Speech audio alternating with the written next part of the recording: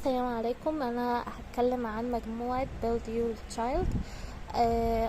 هم بصراحة لما طلبوا مني ريفيو اترددت في الاول، لان انا اول مرة يعني عمري ما عملت ريفيو حاجة اشتريتها قبل كده. بس بصراحة لقيت المجموعة تستاهل، لان المجموعة يعني عجبتني جدا، حلوة قوي، والكواليتي بتاعت الصفحات جميلة، حلوة، وفي تمارين كتير، ويعني كل حاجة فيها تمارين كتير قوي.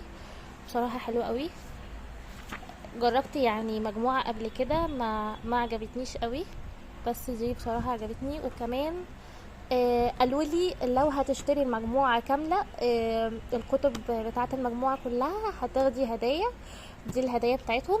اول حاجة كولر شيت، ده فيه زي رسومات وانت بتلون، الطفل بيلونها بموضوعات وكده، حلوة قوي برضو. وفي هنا فكرة برضو حلوة بتاعت بورد. دي المفروض ان هي بتاعت عربي، يعني للطفل يتدرب عليها قبل ما يبدأ في الكتب. دي بتاعت عربي، ودي بتاعت انجليش، الكتابة بتاعت انجليش. ودي علشان الطفل لو حب لا، دي عشان الماس، ودي عشان لو الطفل حب يكتب او يرسم اي حاجة. بتبقى كده هي فاضية كده. وفي كمان الحافظة دي بتاعت الكتب، بتحط فيها الكتب برضو، حلوة قوي.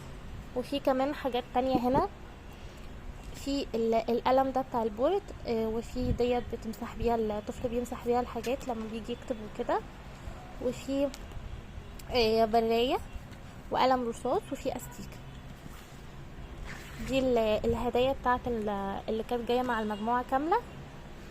في كمان حاجة تانية حلوة قوي برضو، في الاواخر كده، في اخر الكتاب بتاع المجموعة بيبقى فيه دايما اختبار، يعني بيبقى فيه اختبار في الاواخر كده في اخر الكتاب.